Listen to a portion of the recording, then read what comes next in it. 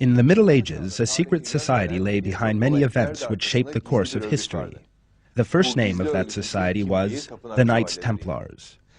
Initially founded as a crusader order which vowed to fight for Christianity, they gradually became caught up in perverted teachings and became entirely divorced from Christianity. The members of the order became consumed by their worldly interests and ambitions and forgot God and his religion. Using their military strength and political connections, they acquired vast fortunes, to such an extent, in fact, that in the Middle Ages they achieved greater material power and wealth than the Church and the states of Europe. Thanks to that great power, the Templars became capable of imposing their will on rulers and the Church authorities. They acquired a great many privileges and immunities. They were behind all forms of corruption and wickedness. They performed perverted and degenerate ceremonies and rituals. For all these reasons, they were eventually arrested, tried, and banned. Yet they still continued to organize underground. A while later, they re-emerged under a different name, the Freemasons. In this film, we shall be examining the true origin of Freemasonry, in other words, the Knights Templars, which had been kept secret for hundreds of years. To date, a great deal has been said about the Knights Templars, and a great many books written about their activities. Who were these Templars? Where did they come from? What were their aims? How did they turn into Freemasonry? How did they manage to continue their activities, carried out so silently and secretly, right up to the present day? We need to seek the answers to all these questions in the pages of history, and that history goes back a long, long way, right back to the time of the Crusades.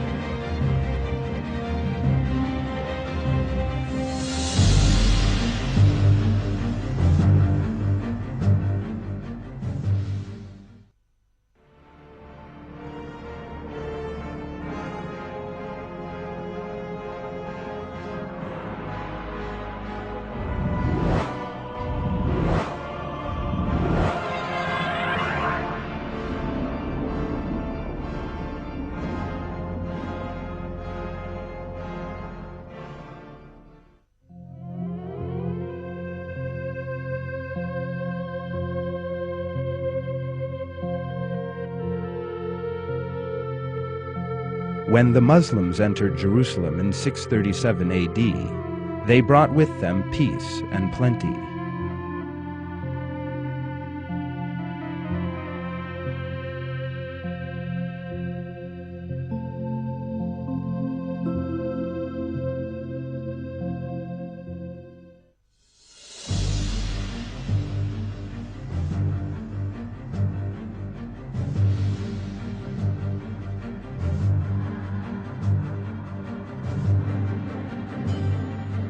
That peaceful environment, however, was destroyed by the invaders who entered the region at the end of the 11th century.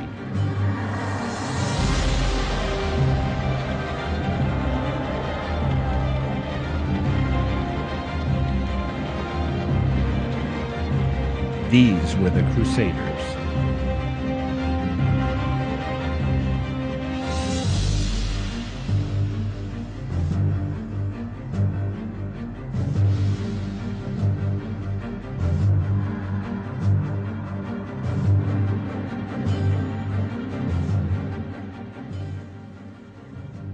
The wealth and prosperity of the East had for long attracted Christians. Heading these was the Pope, Urban II. The Pope made an announcement at the Council of Clermont, which convened under his leadership. He claimed that holy sites in the East had been disrespected and that Christian pilgrims had been assaulted. He called all of Europe to wage war under a single banner.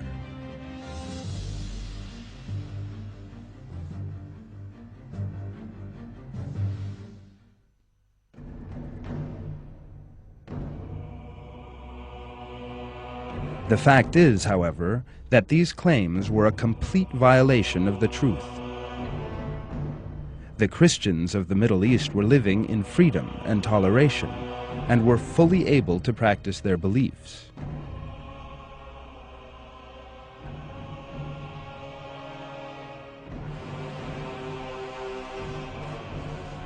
In fact, the pretext for war was merely an excuse. Both the Pope and those who heeded his call actually had very different expectations from the war. The historian Donald Keller describes this in these terms. The French knights wanted more land. Italian merchants hoped to expand trade in Middle Eastern ports. Large numbers of poor people joined the expeditions simply to escape the hardships of their normal lives.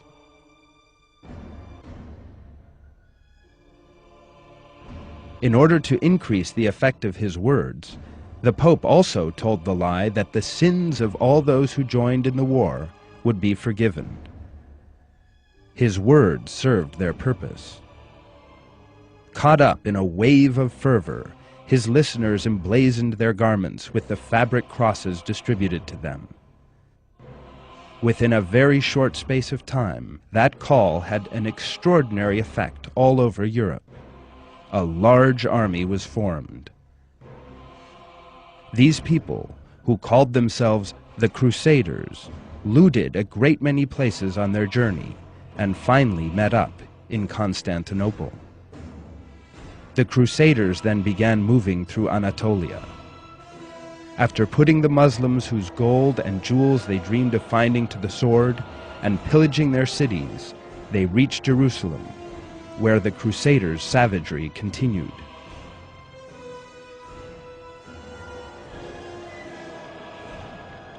They slaughtered all the Muslims and Jews in the city, sparing neither women nor children.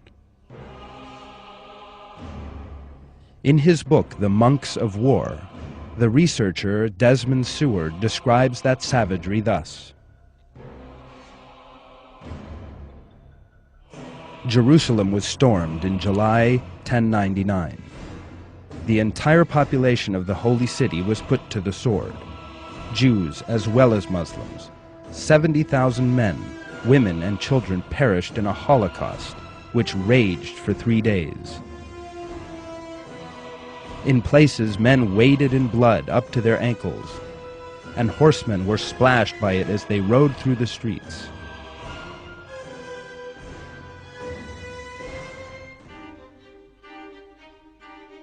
After capturing Jerusalem, the Crusaders made it their own capital, establishing a Latin empire, the borders of which stretched from Palestine to Antioch. They needed to organize if the state they had founded were to survive. To that end, they set up military orders. The members of these orders lived a monastic life on the one hand, and were trained to wage war against Muslims on the other. One of these orders were the Templars.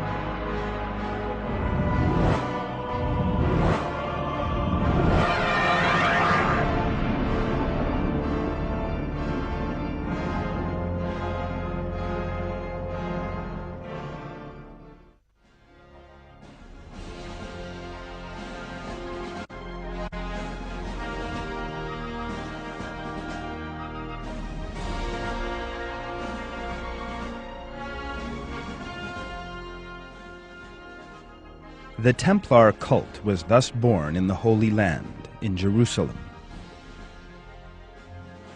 The founders of the order received great support from the Crusader king in Jerusalem. The king endowed them with a most sacred site, the hill where the Temple of Solomon had once stood. The building of the temple had begun in the time of the prophet David and continued after his death under his son, the prophet Solomon. This temple was eventually torn down, and a new temple erected on the same spot by the Jewish king Herod.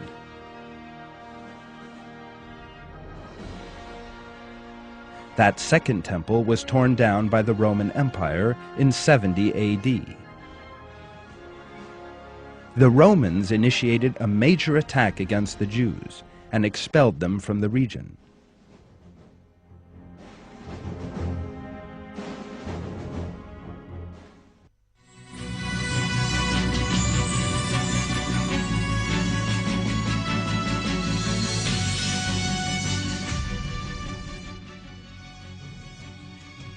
A 1,000 years came and went.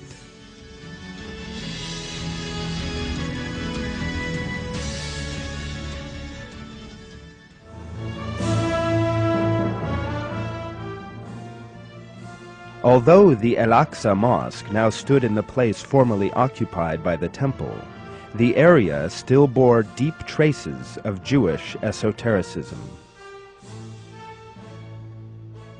When the Templars installed themselves on the hill where the Temple of Solomon had once stood, it had a profound effect on them, and they began examining it.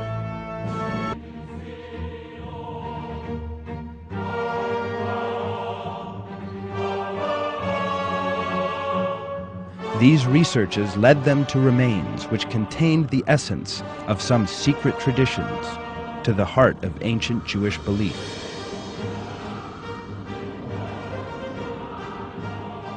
They encountered a teaching which constituted the pagan aspect of ancient Jewish belief, the Kabbalah.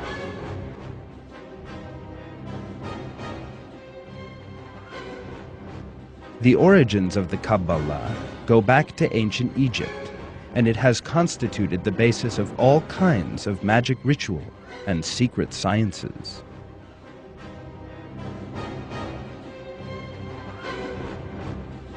The mystic teaching in these lands, under whose spell the Templars fell, reshaped their beliefs and ways of living. No matter how much they still maintained the external appearance of warrior Christian monks, among themselves they had secretly adopted the Kabbalist philosophy and way of life.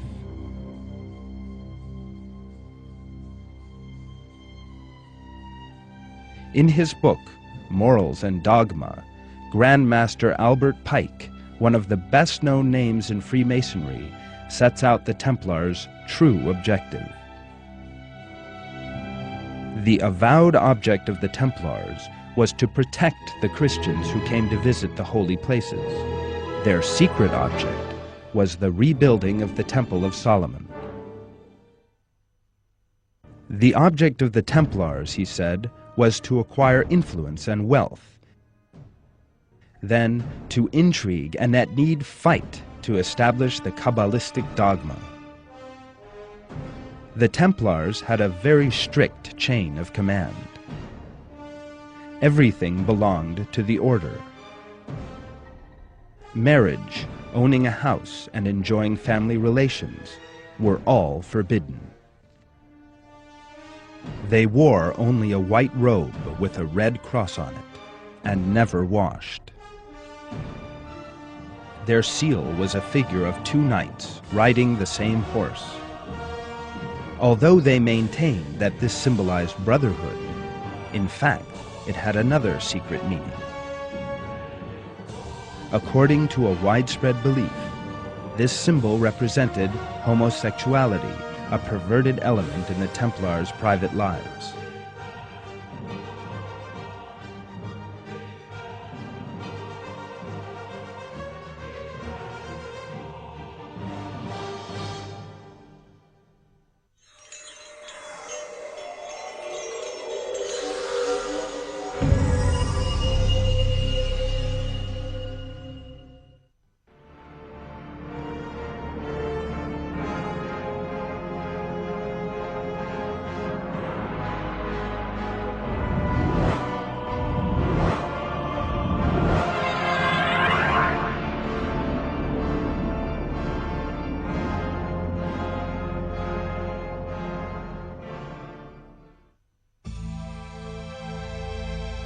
By 1186, the Templars' last days in Jerusalem were approaching.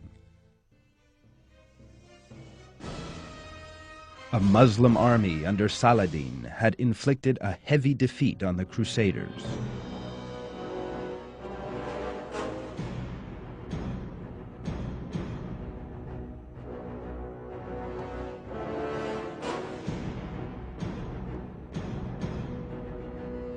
Moving through Palestine, Saladin eventually captured Jerusalem.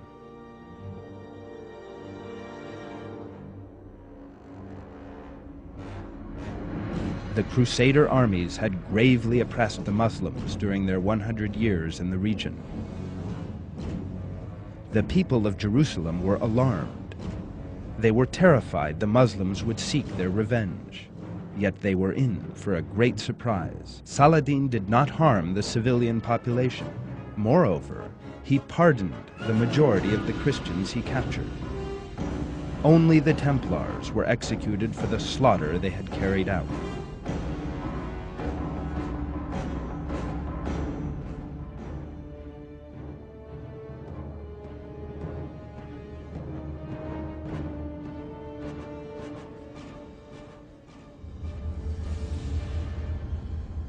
King Richard I, the so-called hero known by the name of Lionheart in British history, was in fact a ruthless murderer.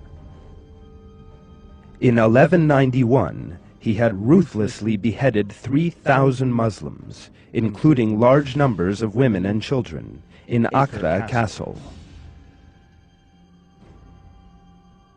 At the same time, Richard was the Templars' closest friend.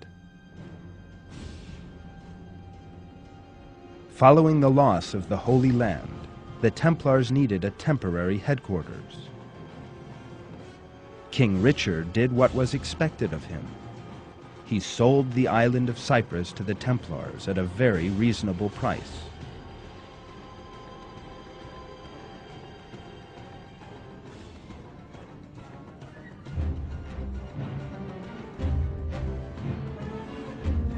According to historical sources, the Templars were very good sailors. During their time in the Holy Land, they had learned the sciences of geometry and mathematics from Jewish and Arab sources, and also acquired a number of maps.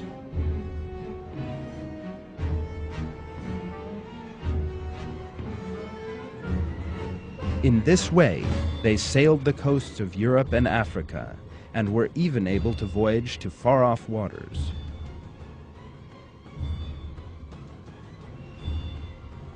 Such famous explorers as Vasco da Gama and Christopher Columbus were both actually Templars. The main aim of their overseas travels was, according to one interpretation, to seek new sources of income and new trade routes to bring the Templars further material power.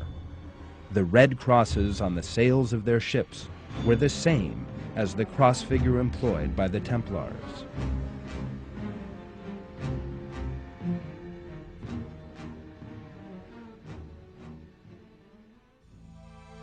After the loss of Jerusalem, the Templars set sail for Europe.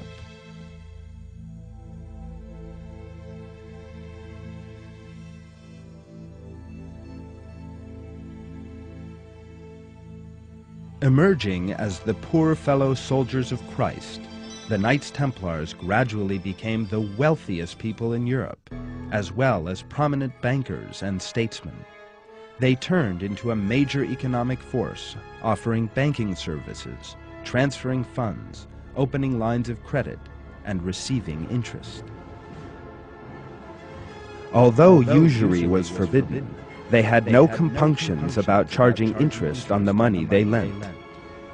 The fact is, however, that interest is clearly unlawful in all the revealed religions. God reveals this in the Quran. Those who devour usury will not rise from the grave, except as someone driven mad by Satan's touch. That is because they say, trade is the same as usury. But God has permitted trade, and he has forbidden usury. Whoever is given a warning by his lord and then desists can keep what he received in the past, and his affair is God's concern. But all who return to it will be the companions of the fire, remaining in it timelessly forever.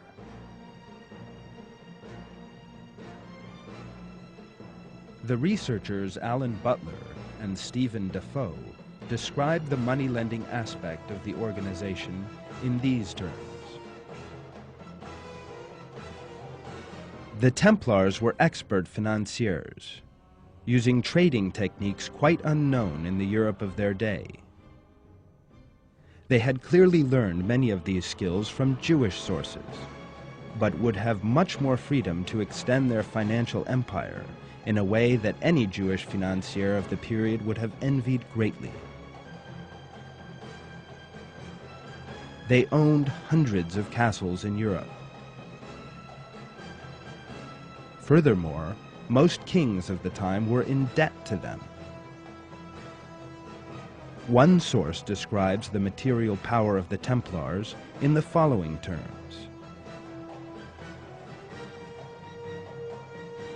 The throne of England was seriously indebted to the order. King John had emptied the coffers of the treasury between 1260 and 1266 in order to finance his military operations, and Henry III, likewise, borrowed heavily from the Knights Templar. This power made the Templars very influential in a great many areas. For instance, when Innocent II was elected Pope with their support, the first privilege he gave the Templars was the right to build and run their own churches. At the same time, this meant an architecture with which they could freely reflect their own worldview. With that in mind, they developed their own individual style of building, Gothic architecture.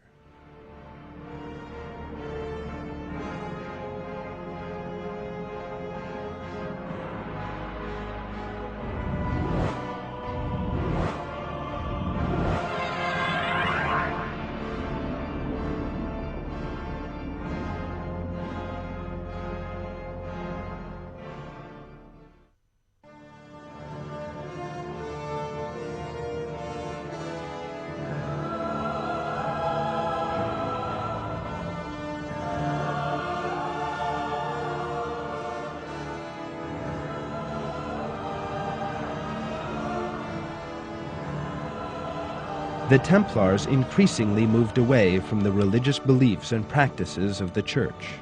The philosophy and way of life, which they had maintained in secret right from the outset, slowly came to light.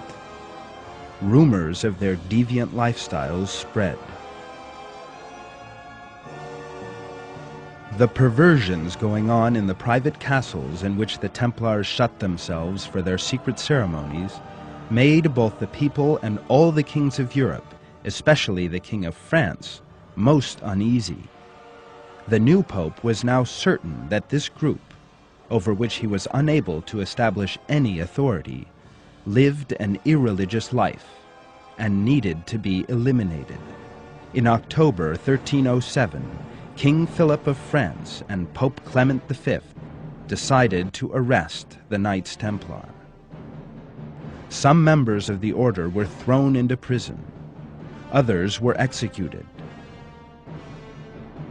One of those executed was Grand Master Jacques de Molay.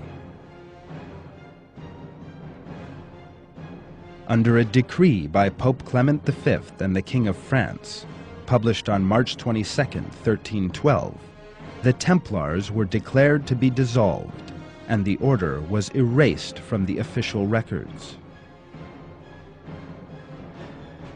Those members of the order who were caught made frightening confessions during 5 years of interrogations.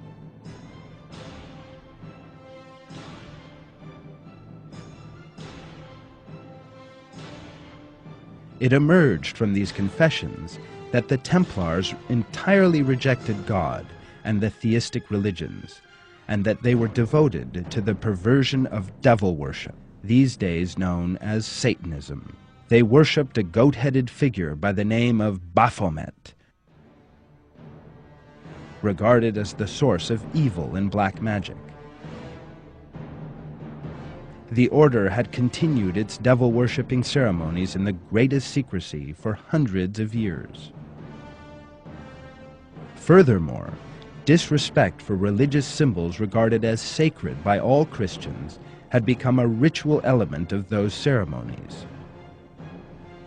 The last person to preside over these ceremonies was Grand Master Jacques de Molay.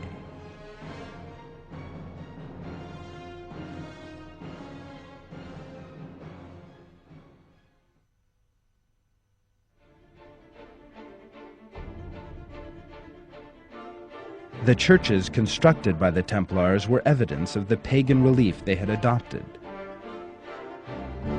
This is Roslin Chapel near Edinburgh, one of the Templar churches. Pagan motifs reflecting pagan beliefs are carved all over it. The Templar seal in one corner of the chapel, the same figure of two knights on one horse. A representation of the devilish figure Baphomet and other mystical symbols denoting pagan beliefs.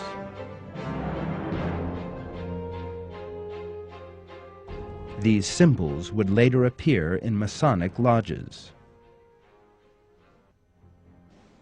The following words about Roslin Chapel appeared in Mimar Sinan, the magazine for members of Turkish Masonic lodges.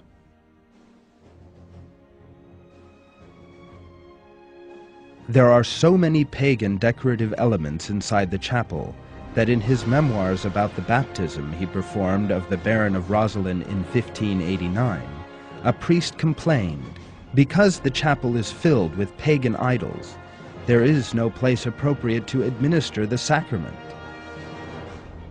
In August 31, 1592, as a result of pressure exerted on Baron Oliver St. Clair of Roslin, the chapel's pagan-style altar was destroyed.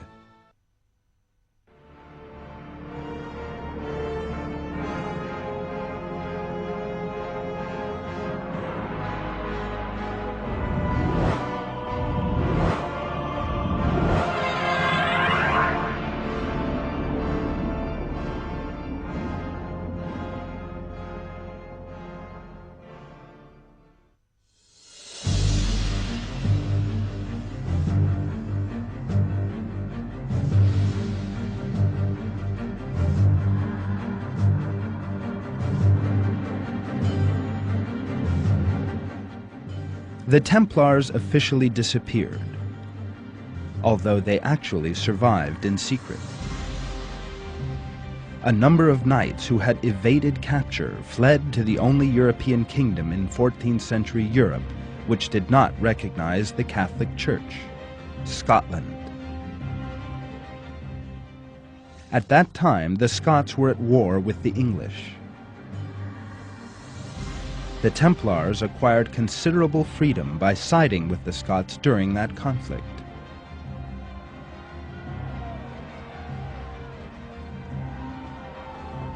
They infiltrated the stonemason guilds, one of the most influential civil society organizations of the time. Later on, these guilds acquired a political and philosophical identity and turned into secret Masonic lodges. That is how the transition from the operative Masonry to speculative Masonry took place, according to Masonic sources. It is for these reasons that the Scottish Rite, the first Masonic lodge established by the Templars in Scotland, is the oldest known branch of Freemasonry. There is a striking similarity between the two organizations. When we compare Masonic ritual and symbolism with those of the Templars, a number of common features are readily apparent. The use of the Temple of Solomon, regarded as the fundamental symbol in Freemasonry, Master Hiram, the chief builder of the temple according to the Old Testament, the profession of stonemasonry, and similar symbols based on the Old Testament and Kabbalistic teachings, ceremonies, vows, and a great many other practices all go back to the Templar tradition. These are some of the principal symbols of Freemasonry. The set square and compasses were used by master stonemasons. For that reason, they bear a special significance for both Masons and Knights Templars, with their common history. One can also find such similarities in their organizational structures. The names given to the highest-ranking figures in the Scottish Rite in Freemasonry are such titles as Knight of the Temple, Protector of the Temple, and Knight of Vengeance, given to members of the Templar Order centuries ago. When the Templars turned into Freemasonry, they once again possessed a powerful organization. At the same time, they began to spread rapidly throughout Europe with the perfect camouflage this gave them. As well as Freemasonry, the Templars also established the Rose Croix organization. The main focus of this organization was alchemy and magic.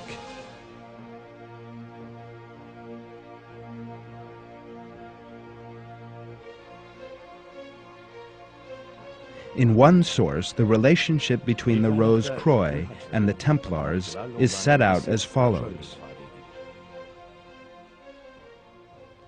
The rosy cross derived from the red cross of the Templars. Mirabeau, who as a Freemason and an Illuminatus was in a position to discover many facts about the secret societies of Germany during his stay in the country, definitely asserts that the Rose Croix Masons of the 17th century were only the ancient order of the Templars secretly perpetuated.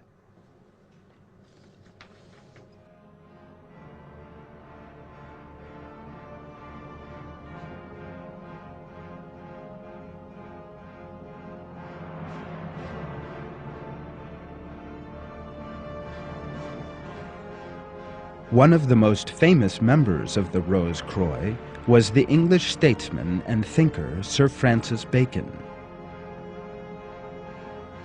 who was also a Grand Master of the English Templars. Bacon set out the state structure of which the Templars dreamed in his book, The New Atlantis.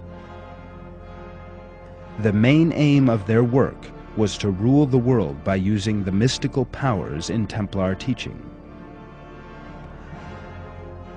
Another organization set up by the Templars in addition to the Rose Croix was the secret Illuminati Society.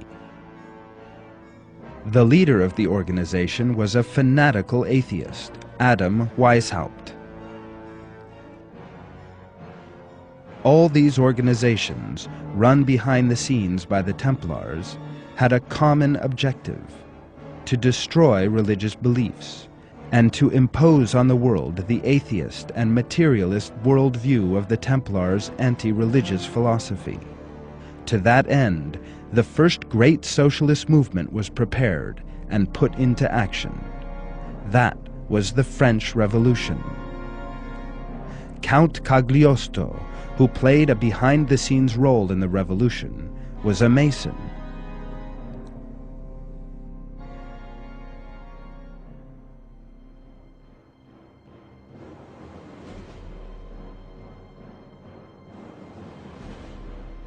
Cagliostro's aim was the one-by-one elimination of all the existing monarchies in Europe by spreading revolutionary ideas and inciting revolt. Given the role of agent by the Lodge, Cagliostro confessed all when he was caught. In his confession, he stated that the Masons planned to spread the revolution to all of Europe, and that their objective was to complete the half-finished work of the Templars and to destroy the Church and all religious beliefs. With the French Revolution, there began a period of terror led by the Jacobins, most of whom were Masons. Tens of thousands of people were sent to the guillotine, especially men of religion and supporters of the monarchy. The French king was executed. As he was being guillotined, one of the onlookers shouted, "Demolay, you have been avenged." After a gap of some 400 years, the Templars have taken revenge for their Grand Master Jacques de Molay and their other brothers who had been burned alive. But this was to be neither the first nor the last.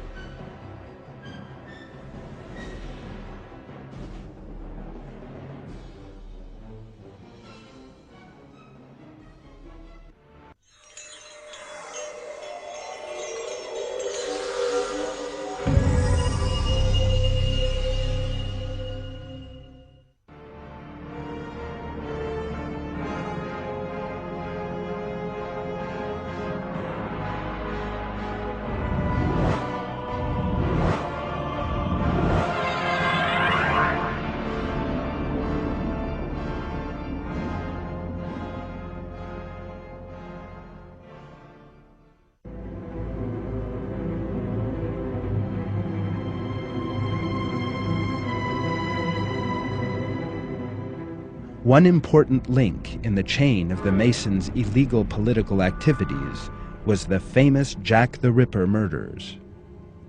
These serial killings took place in London in 1888. Over a period of 9 weeks, 5 prostitutes were savagely killed, their bodies slashed to pieces. The killer was never found.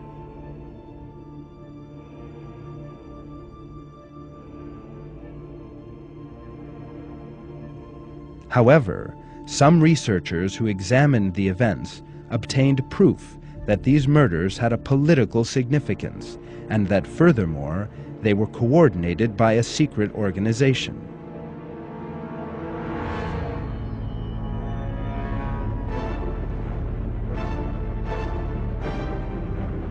The famous author Stephen Knight unveiled this proof in his book, Jack the Ripper, The Final Solution. According to Knight, that organization was the Freemasons.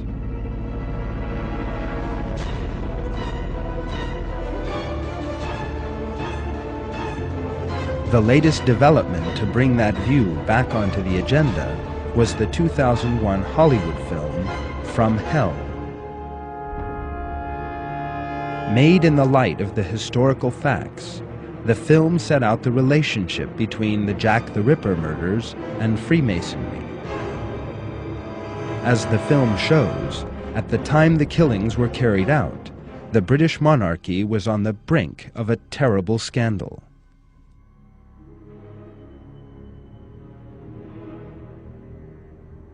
The heir to the throne had married a prostitute. If word of that were to leak out, this would represent a terrible danger, both to the monarchy and to the Masons. The Masons, who controlled all the organs of the state, savagely killed the woman and other of her prostitute friends in order to eliminate that danger. The people responsible for the killings were all Masons, for which reason everything was covered up.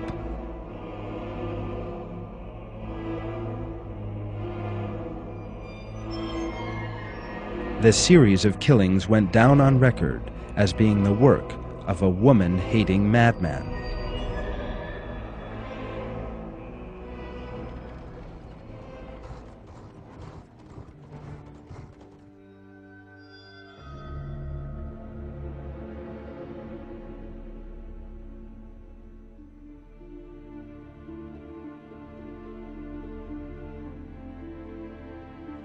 In the film From Hell, a secret meeting of Masons of the time was reenacted.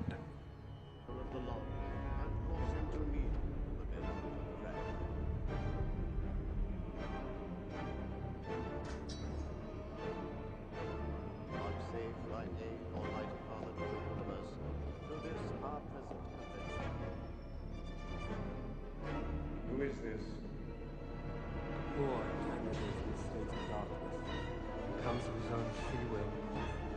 perfectly prepared, humbly soliciting to be admitted to the mysteries and privileges. The film also depicted the induction of a new member of the sect and the initiation ceremony inside the lodge. How did he find out about the unfortunate merchants? He has that kind of cleverness you sometimes find on the middle classes. A cheap sort of intelligence, but effective, nevertheless. Never to reveal our secrets, under no less a penalty than my throat be cut across, my tongue be torn out by its root, and that I be buried in sand, a cable's length from shore. The Jack the Ripper murders are important proof of the power wielded by the Masons in the organs of the state. No, he's not that foolish.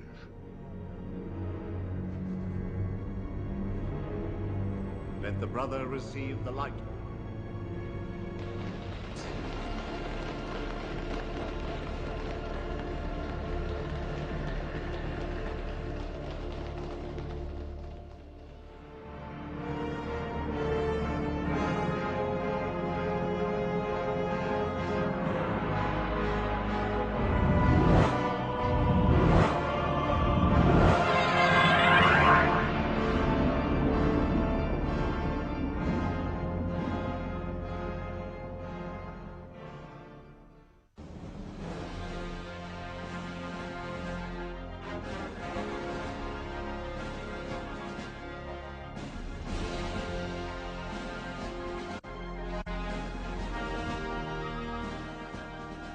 An event which took place in 1981 again brought Freemasonry into the public eye. Police officials conducting an investigation in Italy obtained a list of members of the Propaganda du Masonic Lodge, P2 for short. That list contained the names of senior civil servants, the police chiefs of 4 large Italian cities, industrialists, financiers, the editors of a famous newspaper, and TV stars. The name at the top of the list was that of Licio Gelli.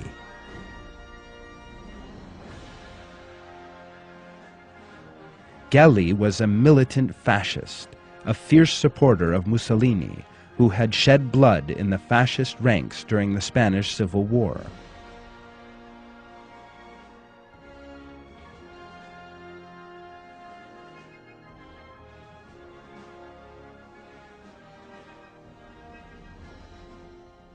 He was now Grand Master of the P2 Lodge. The investigators revealed that the lodge played a major role in the running of the state, was involved in a large part of the corruption in Italy, and even that it was the most powerful arm of the Italian mafia. P2 was the main player in a number of bombings and assassinations, and enjoyed close relations with the famous Gladio organization. Documents collected by the Parliamentary Investigation Commission revealed that P2 was an international organization influential in all fields, from arms trading to crude oil prices. The Italian press devoted considerable space to P2's illegal activities. The P2 Lodge continued the Masonic tradition with the strange ceremonies it practiced, as well as with its political activities. Following the corruption scandals with their links to Freemasonry, Operation Clean Hands was launched, though to no avail. The Masons knew all too well how to cover their tracks. P2 is only one example of the way the Masons organize inside the state. There are hundreds of Masonic lodges all over the world, which secretly carry out illegal activities which never come to light. The ultimate aim of all these is the ideal of Masonic world domination, which they have inherited from the Templars.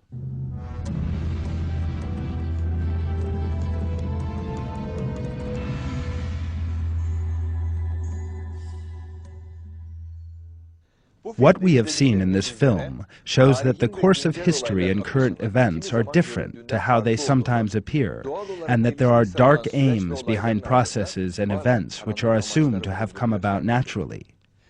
As God reveals in the Quran in Surah 16, there are those who plot evil actions, and these sometimes have a greater influence than is supposed. The Knights Templars, who are one of these, never disappeared, and they still exist today, although in the form of Freemasons. Lodges, which still meet today in America under the name of the Knights Templars, are active as a branch of Freemasonry.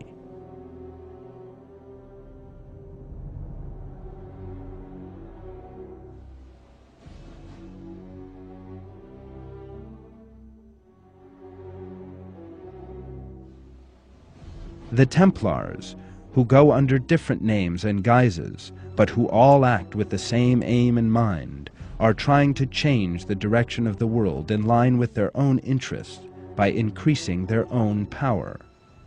They have used all possible methods to that end, and are still doing so today.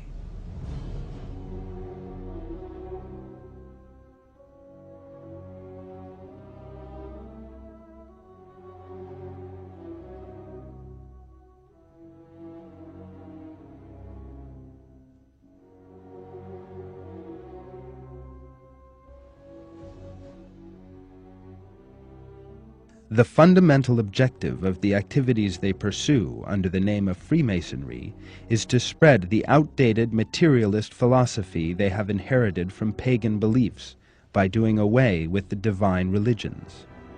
That is why they support such atheistic ideas as Darwin's theory of evolution, materialism, and humanism, and seek to use a wide range of concepts, including science, art, the media, literature, and music for their own ends.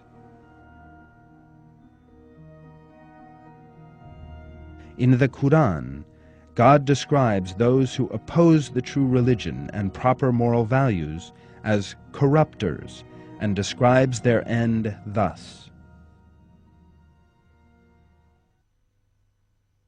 As for those who did not believe and barred access to the way of God, we will heap punishment on top of their punishment because of the corruption they brought about.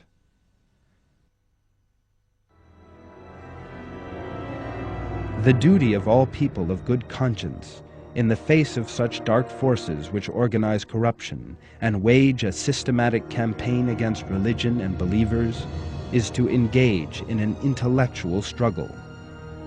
The solution to the erroneous philosophies which these dark forces would impose on mankind lies in the moral values of the Quran. Believers who fulfill that responsibility achieve the honor of being a means whereby God's promise in the Quran will come about.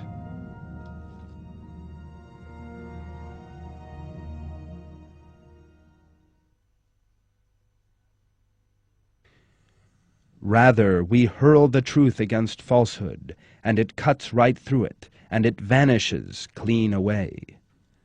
Woe without end for you for what you portray.